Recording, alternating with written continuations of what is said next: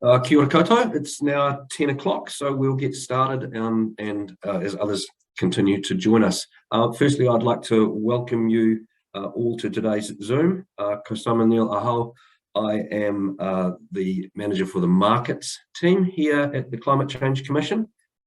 Shortly, I'll go through some of the housekeeping and how the Zoom is going to run today. But firstly, I'd like to hand over, please, to my colleague, Bevan Hunter, who will provide us with an opening karakia. Ngā mihi nui ki a tātou I runga I te pāka whakāta reo nei, tēnā koutou katoa. Anei he karakia timatanga. Paua ki runga, paua ki raro, ruia, tuia, kōkiritia.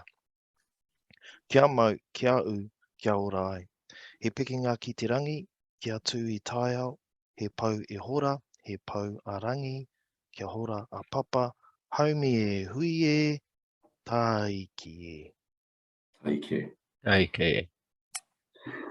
Kia ora, Bevan. Thank you very much for that. So, as I mentioned, my name is Simon Neal. I am the manager for the markets team here at the Climate Change Commission, and it's my privilege to host the event today, where we'll be focusing specifically on the funding and finance chapter of the emission reduction plan draft advice that's currently out for consultation.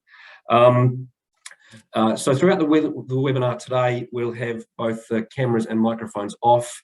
The chat function will be turned on, and really importantly, the Q&A function is turned on. And so we really welcome you throughout the seminar to please provide your questions to the team, and we will endeavour to answer them as we can throughout the webinar. If we can't answer all of the questions in the webinar, we will endeavour to answer them post the webinar. Other important point to note is that this webinar will be recorded, and so if you have to drop off, or if you have colleagues who would like to see it, it'll be up on our website, I think tomorrow, or maybe Monday, given that tomorrow is the weekend. So look, thank you very much. Funding and finance are critical enablers for the climate transition and span across multiple sectors that shape Aotearoa New Zealand. So we really do appreciate the time that you've taken to attend this Zoom, and significantly, we really appreciate the time that we hope many of you will take to provide submissions on our draft advice and help improve our final advice to the government. I'm going to step through some background context and talk a little bit more about the Commission, the role of the Commission, and the way that we've come around this advice. And then I'm going to hand over to Julian Williams, who is not a Commission staff member, but who we have been working with to help us with some of the key findings that we've now presented in the draft funding and finance chapter. Just a little bit of a reminder about the role of the Climate Change Commission. So we're an independent commission that was created in 2019 to provide advice to the government, and importantly, the conclusions and the recommendations that we make are made by our board, not by government ministers or cabinet. We provide advice to the government ministers and cabinet, and they have the ability to take our advice on board partially or fully, or in fact, not at all. If we just jump on to the next slide, please. So how this fits in with how this specific point that we're talking about today, and specifically the funding and finance chapter, how that fits in with our wider work program is that under the Climate Change Response Act, the Commission is tasked with providing some very specific pieces of advice to the government. You'll see the advice that's currently on the agenda for us to provide. We've provided 2 sets of emissions trading scheme unit limits and price control advice, and we're currently in the thick of providing our advice on the emissions reduction plan. That advice is due in December 2023. The plan covers the years 2026 to 2030, but also beyond. And then we have a lot of other work streams that we have kicked off at the moment around monitoring and reporting on progress towards meeting budgets, on national adaptation plans, emissions budgets, inclusion of international aviation and shipping, and also a review of the 2050 targets. So it's a relatively full agenda, and there's a lot of exciting work going on, which again we will be looking out to consult with you on as we progress. So if we move to the next slide, please. How does this advice differ from how does this draft advice differ from the last time around? This is the second time the Commission is providing advice to the government on the emissions reduction plan. The first time was in our Aotearoa document that we put out a couple of years ago. Our draft advice looks a little bit different this time around because the context has changed. So given the government's set an overall emissions budget for 2026 to 2030, and our advice is about the direction of the policy to achieve that. So given that, our draft advice is not so much based on lots of modelling, and quantitative analysis. It's more about the qualitative assessment of the direction of the policy. What we're focusing on is building on the work already progressed under the first emissions budget period, and what we've also been doing, and specifically, quite poignant to today's session, we're identifying gaps where we think action needs to be urgently strengthened or accelerated for us to be able to meet those budgets that have been set. And if we could just please move on to the next slide. So we're now in the consultation period. As I mentioned before, our draft advice was published on the 26th of April.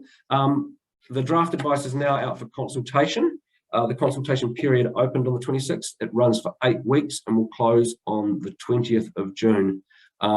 Consultation is open to the general public, and we really do welcome consultation in any shape or form that you would like to provide it to. We have some great tools that our team have developed that are accessible through our website that make the submission process simpler for you. But we really do encourage as much feedback submission and consultation as we can. It's really important that our advice reflects what the people of Aotearoa New Zealand are experiencing, what they care about, and what is important to them.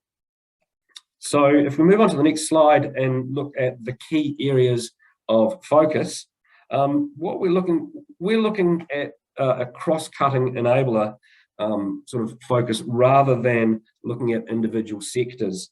While we know investment in sectors is vital, such as low emissions transport and renewable energy, the purpose of the funding and finance chapter is more to investigate those system-wide levers and shifts that might be needed.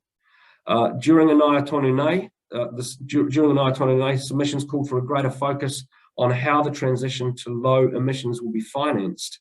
So work is underway in the government's first emissions reduction plan on funding and financing. The Commission's draft ERP2 advice contains sector chapters, and each sector chapter talks about the challenges in those sectors, such as the transitions for fossil-based energy or moving to an integrated transport network with better, lower emissions outcomes. The 4 key areas of focus across multiple sectors we're looking at are ensuring adequate funding for initiatives to lower emissions, aligning all public investments with Aotearoa New Zealand's climate goals, developing a unifying strategy to support decision-making, and encouraging and enabling private investors to urgently shift to sustainable finance. We're seeing a lot out there. We're really encouraged by what we're seeing, but obviously, and I know that all of you online today will agree with us, there is a lot more we can do. And so it's really important for us to be able to understand how our advice can reflect that and how our advice can encourage that. Let me just catch up on my slides here, sorry. I'm going to hand over now to Julian Williams. As I mentioned before, Julian is not a Climate Change Commission staff member, but he has been helping us pull together some of the thoughts and some of the observations that we're seeing out there across Aotearoa New Zealand. And so, Julian, I'd like to hand over to you now to talk through a couple of your slides, please. Thank you, Simon. Kia ora tātou. This first slide talks about public investment. Now, as a framework, public investment decisions impact individual projects or policies. They send a message about what is important to New Zealanders, and then they demonstrate what kind of change is possible at a large scale. Now, some public investment levers include the Climate Emergency Response Fund, the Sovereign Green Bonds, New Zealand Green Investment Finance, blended finance models, public policy of government, including incentives for households, businesses, and communities. So very quickly, the Climate Emergency Response Fund was established in the budget 2022, and the government has so far allocated 2.9 billion across the forecast period. And the first tranche of public investment establishes a number of key work programs detailed in the emissions reduction plan. And they concern industry projects, decarbonisation of process heat and implementation of supporting policies. They concern vehicle scrap and replacement schemes to transition the fleet to low emissions vehicles. They include public policy encouragement or public investment encouragement in the sense of mode shift and reducing light vehicle kilometres by encouraging people to use public transport and to use bicycles and to walk more. And importantly, there is a Māori Climate Action Plan to establish a platform to strengthen the Crown Māori partnership and support a holistic approach. And then there is an equitable transitions program, and this will fund a partnership with iwi Māori and other stakeholders and communities as a transition that will help a strategy to develop that will seek to better understand and respond to the distributional impacts that emerge as a result of the transition to a low emissions economy. There is also the New Zealand Green Investment Fund that accelerates investments towards decarbonisation and seeks to crowd in private sector investment. And to date, there has been substantial investment in such areas as the electrification of bus fleets, together with development of battery storage devices, as well as solar power programs. And then finally, we have sovereign green bonds, which are funding instruments of the government to ensure that there are funds available in the budget and subsequent budgets to deliver on the government's public investment. Now, coupled with private and public investment, the role of private investment is growing, and there's incredible interest globally in green investment. And the government's role here is to provide an enabling environment. And importantly, for the public sector, private investment requires policy clarity and investment confidence. And therefore, the government has a key role to play in incentivising and de-risking projects in order for private sector and household economic activity to meet the emissions targets goals. And importantly, private investment is involved in blended finance and is presumably interested in tax incentives to help accelerate the uptake or their uptake of investment. So importantly, what we're seeing here is that with private sector investment, there is an interest in incentives and the enabling environment of government. And this leads us to slide 11, which is the a coordinated approach. And firstly, we recognise that the economic consequences of climate change are growing, and there are links between emissions reduction and adaptation. And essentially, coupled with emissions reductions, there must be the behaviour of communities in adapting private sector and public sector to the consequences of climate change. And we witness this through events like the cyclone Gabrielle. We're not actually saying that's due to climate change or that, but it's a consequence of the environment of climate change that we need to understand in order to develop adaptation policies that connect to and coordinate to emissions reductions plans. And importantly, there shouldn't be a reduction in the energy or the efforts going into emissions reductions and climate change policies, because adaptation is not proceeding at pace. So it's important to keep the foot down on the accelerator on both counts there. And finally, next slide is about, again, a holistic and centralised government investment strategy is required. And this has the effect of reducing the risks that private sector and households and government takes with climate mitigation and adaptation. It means everyone is working off the same page. And this is hugely important for long term, and what we're talking about is a long-term approach to dealing to climate change. And a part of this holistic and centralised government investment strategy is around centralised government frameworks. Now, the real strong influence a government can have is to provide, as we mentioned before, business confidence and certainty about long-term planning. And an important part of this is providing agreed standards, definitions, and performance indicators so that public and private sector investments are de-risked. There's more certainty about what outcomes will be and how to monitor them and how to adapt and to change as circumstances change. Then these frameworks, consistent frameworks, provide consistent reporting and verification of climate goals and outcomes. So everyone has the same information about progress and about what needs to be done next.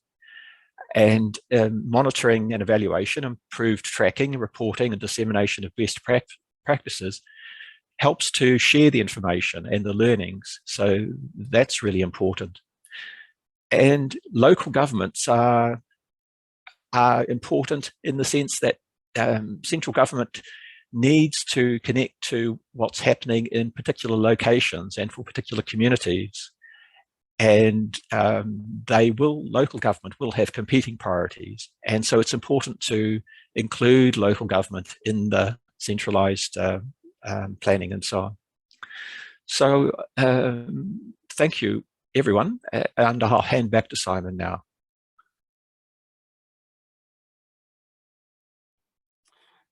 Kia ora, Julian, and thank you very much for that.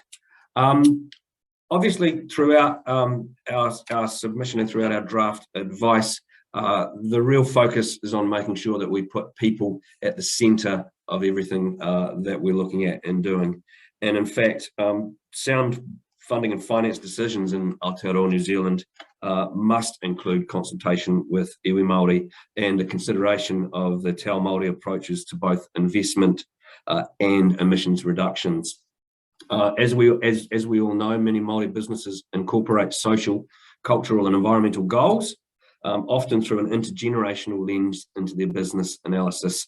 And it's really important that we understand that we listen and that we take that into account as we draft our advice and as we receive our submissions.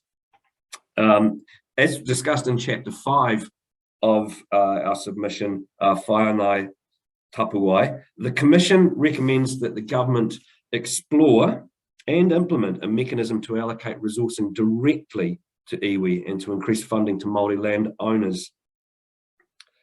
This will help to create an enabling environment where iwi Māori can fully exercise their rangatiratanga and participate in the decision making and protection of their taonga.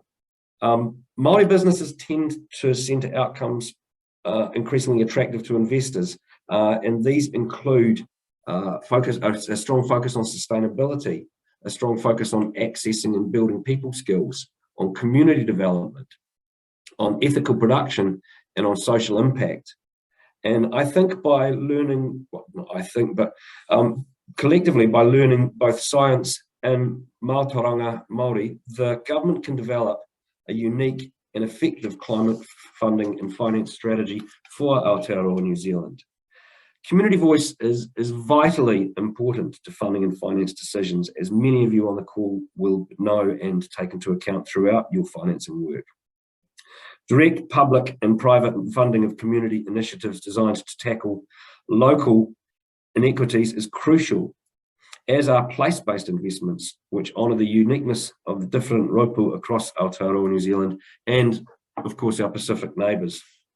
That effectively completes the formal part of today's session, where our presentation. And now we'd like to move into what I think was definitely the most important part of the session today, and that's getting questions from you, our audience, and then understanding the theme of your thoughts as we start to shape our advice. I have a couple of other colleagues, so we'll bring Julian back in to help answer some of the questions, and I also have a couple of Commission colleagues, Zoe Mack and Maya Naff, who both work with the markets team. And so if you start to send your questions through, we can have the most appropriate person answer those on behalf of the Commission.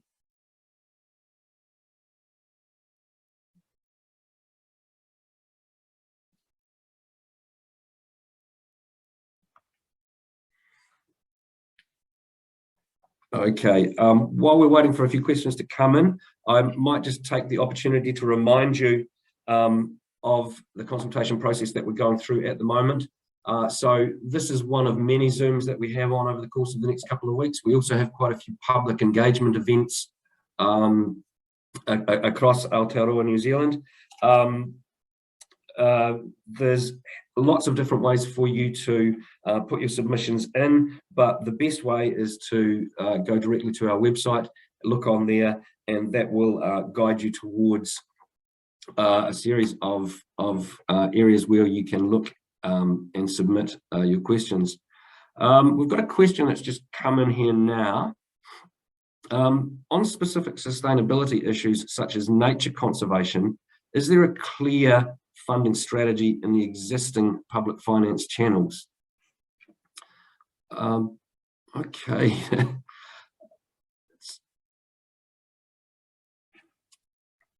I think I might hand that over to you, Zoe, to have a crack at answering, please.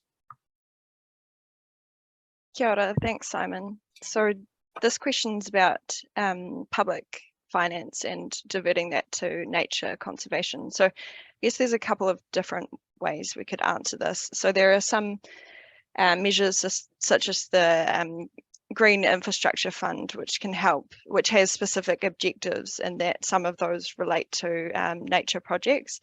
Another way to look at it is the role of the voluntary carbon market.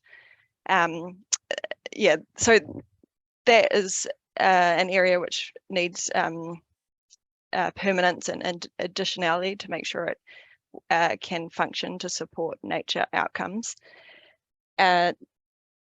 There's also individual government programs underway, and I think some of that is part of the government's first emissions reduction plan, which looks at the role of nature. So we haven't had a really specific focus on nature as part of the draft funding and financing chapter development. But if that's an area that you think needs to come out more, we can please send a submission through. Thanks.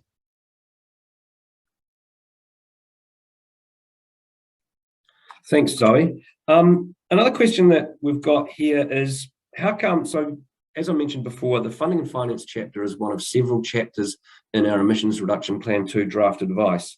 And many of those chapters have quite specific recommendations that we'll be presenting to the government. The funding and finance chapter doesn't have any explicit recommendations, and we've got a question in here saying, how come the Commission doesn't have a specific recommendation on funding and finance? I guess I can have a turn at answering that. We know that funding and finance is a key cross-cutting system enabler. In an Aotearoa New, as I mentioned before, our significant advice that we delivered earlier, we heard this. We heard that funding and finance was a critical cross-section cutting enabler, and in fact, in the government's own first emissions reduction plan, there were over 240 submissions tagged in this topic from across more than 80 organisations. The Commission has got in-house expertise on sectors, and so considering funding and finance challenges in sectors through the draft ERP, some of the key constraints, that's helped us shape the other recommendations. So whilst we might not have any specific recommendations in the funding and finance chapter related to it, the thoughts and the narrative that we've teased out through that chapter has contributed to the recommendations that we've made in some of the other chapters. Maya, I see you've popped up on the screen there. Did you, no? Excellent. Okay, have we got any other questions coming through out there, team?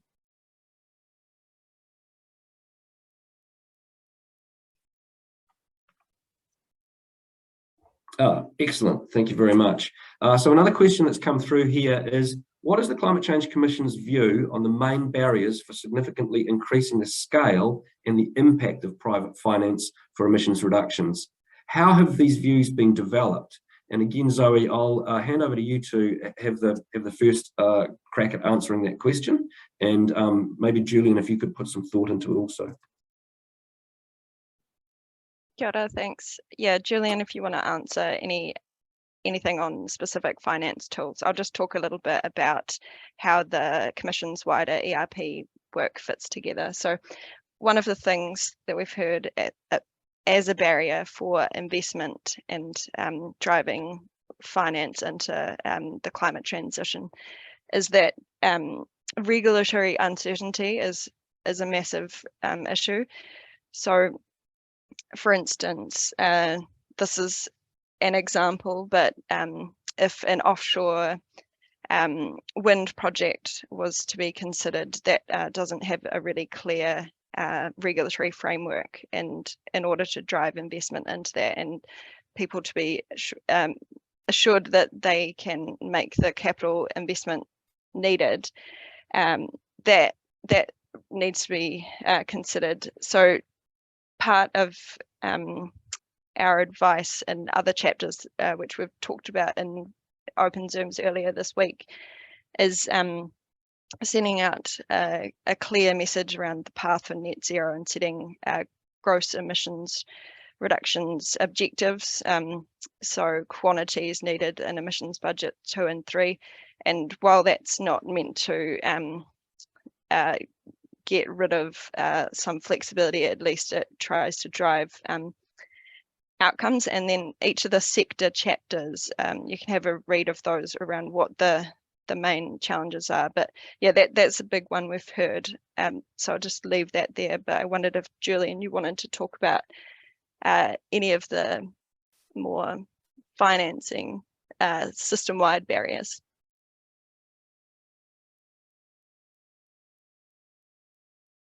I'm not.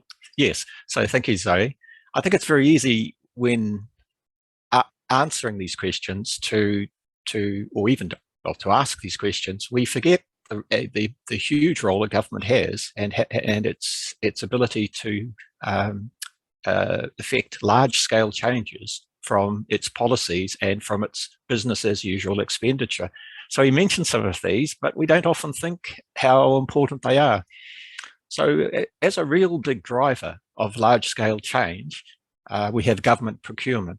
So government changing its vehicle fleet to low-emission vehicles has a huge impact on demand from local industry in terms of EVs and low-emission vehicles, and also public transport. So government procurement, number one. Number two, regulatory certainty, as Zoe mentioned. Again, business confidence is a huge driver of investment. It means business have got a very long-term view. They can have certainty. They can go to financiers, to lenders, and to say the government is going to have this plan in progress for the medium term, for the long term. And the lenders look at that, and people like insurance companies factor these risks or these de-risking effects into their policies. And this all influences long-term industrial change. Now, for some specifics about long-term industrial change, we have programs which don't look very important at the moment, but they do have very significant long-term consequences. So the subsidies for scrapping high-emission vehicles, for example, and subsidies to households and incentives to households, little by little over each successive year until the vehicle fleet is replaced, the government is having a pronounced effect in helping households to change. And that over a period of time, that can be a very big change. And then we have the decarbonisation of industry, so encouraging businesses to move to low emissions production. That's almost a step change, because once an industry moves to electrification, say, or to lower carbon emitting production, that's something they will progress with in the future. And as new technologies come on stream, they'll be able to take advantage of those for reducing emissions. Now, had not they done that through government support on decarbonisation, they might still be either locked into a high emission pathway, or they may have gone out of business. So on both counts, lower emissions and increased production through sustainable production, the government is tweaking very large scale change. And I'll finally end with mode change. So we don't really think that's hard to see that it's important, encouraging people to use public transport and providing support to councils. But it is a significant change. It is a very important change. And when coupled with some of the investments that Zoe referred to from the Green Investment Fund, where the government is effectively providing finance for increased public transport vehicles and for electrification of fleets, those two things working with a mindset change and a behavioural change of the public over a long period of time has a huge effect. So in summary, I've been a bit long, but it's a really important question. It's, you know, the government through its policies and its catalytic funding, it's tweaking, but these tweaks over short periods of time have very important long-term effects. Kia ora. So thank you very much. Thank you very much, Julian and Zoe. Another question that we've had come through is, why do we need so much investment in transforming the economy in Aotearoa New Zealand, especially if offshore mitigation is available? Can't we just invest in offshore projects and rather than spending significant amounts of money domestically? Zoe, I'm wondering if you have an answer for that. Kia ora, Simon. I'll just briefly say, so our advice is about meeting the second emissions budget. So that's a domestic emissions budget, and it's in line with the 2050 target. So it's under our operating mandate, we have to look what we can do at home in New Zealand. We also have, well, the government has the nationally determined contribution. So it's what our New Zealand effort to the global the global emissions reduction effort is. So yeah, I think I probably just leave it at that rather than getting in more depth. Thanks. Thank you, Zoe. A question that's come through is, does the Commission think there needs to be a centralised climate finance strategy or a finance development strategy that embeds and integrates all the necessary sustainable priorities, including climate change, being at local or centralised. Look, I'll have a shot at answering this, and again open it up to the other panelists if they'd like to add some further information. I think, and having been involved for many years in financial markets and investment, having quite sort of dictated or prescribed finance investment strategies isn't always the best way to achieve the investment outcomes that we're looking for. I think in some instances it's probably better for us to look at what might be potential investment constraints within specific industries. Our advice has looked at challenges across various sectors. For example, offshore wind in Taranaki lacks a regulatory framework. Some policy settings are introducing investment uncertainty. And so government policy uncertainty could also be delaying the build of new generation across New Zealand. I think rather than centralised policies around funding and finance, the first thing we should be doing is talking to all of you who are on the call and the wider industry and sectors about what investment constraints potentially exist and how we could address those first and foremost. Another question that's come in here, and I'm going to throw this one to you, Maya. The questions come through, what specifically would you, the Commission, like feedback on regarding the funding and finance chapter? What would be most useful to hear our views on? Ka pai, kia ora, and kia ora koutou. So I think essentially the purpose of this advice is to identify sort of critical urgent gaps in current action that will enable Aotearoa New Zealand to meet the second emissions budget. So essentially what we're asking folks to consider is there any evidence or are there any issues that you feel we have not yet covered in our draft advice that you consider to be urgent critical gaps in action that you would like to see the government sort of address and that you'd like us to investigate further before we submit our final advice to the government. So what are the areas in climate finance that you feel are the most critical to achieving that second emissions budget, setting us up to meet the third emissions budget and sort of our long-term targets as well? So our draft advice, in essence, says that the foundations for action are in place and that the right levers are generally available, and that in the second emissions budget period, the government just needs to kind of accelerate and expand its current actions. So I suppose what we're asking is, have we got that right? Are there any other areas that we need to look into and that you would like us to consider before we submit our final advice? Kia ora. Kia ora. Thank you very much, Maya. I've just got a couple more questions here, and the first one here I'll throw to you, Julian. How do we unlock new investment in innovative sectors within New Zealand? So, for example, hydrogen, or please pick another example that may be closer to your heart. Oh, hydrogen is. I've got many views on hydrogen.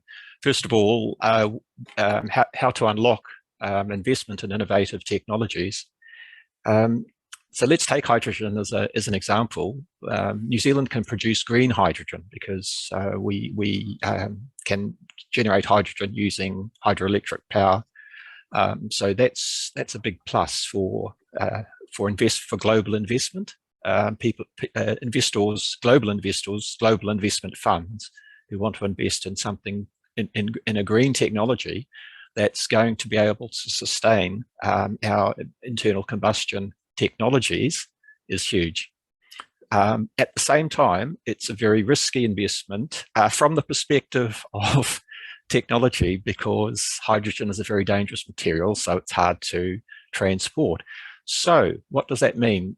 Again, there's a potential for global investment to look at ways of utilizing hydrogen in a New Zealand context in places such as ports. I think ports of Auckland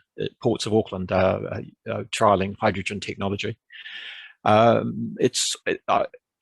know there are New Zealand firms investing in the hydrogen economy, and globally there are major motor vehicle manufacturers who are doing so also. So how to attract? I think, well, I'd rather say think. It's important to emphasise the advantages, the almost competitive advantages that New Zealand has in terms of being able to produce a green hydrogen, and moving away from hydrogen, looking at other innovative technologies, energies, as well as lower emission plant and machinery and transport. It's important to emphasise the advantages that New Zealand has in supporting those innovations, such as green production. Thank you. Kia ora.